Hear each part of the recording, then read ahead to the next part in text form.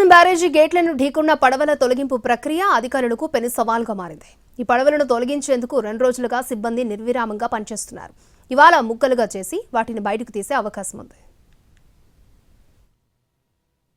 ప్రకాశం బ్యారేజీ గేట్లను ఢీకున్న పడవల తొలగింపు ప్రక్రియ 2 రోజులుగా కొనసాగుతోంది.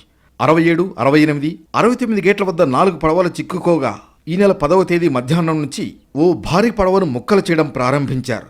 పడవలు అధిక బరువు ఉండడంతో పాటు మధ్యలో 3 లేయర్లలో ఇనుపు గడ్డర్లు ఉండడంతో వాటిని అడ్డంగా కోసేందుకు సిబ్బంది రేయింబవళ్లు శ్రమించాల్సి వస్తోంది. విశాఖ నుంచి వచ్చిన డైవింగ్ టీం గంటల తరబడి నది లోపల 12 అడుగుల లోతుకు వెళ్లి బోటును గ్యాస్ కట్టర్లతో ముక్కలు చేస్తున్నారు. ఇప్పటికి 40 మీటర్ల వెడల్పు ఉన్న ఓ బోటును దాదాపుగా ముక్కలు చేశారు. ఇవాళ ఉదయం బోటును 2 ముక్కలుగా చేసి బయటకు తరలించే ఏర్పాట్లు చేశారు.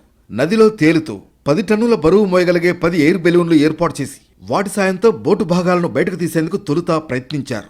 ప్రవాహం ఎక్కువ ఉండడంతో బయటకు తీయడం సాధ్యపడదని తేల్చారు.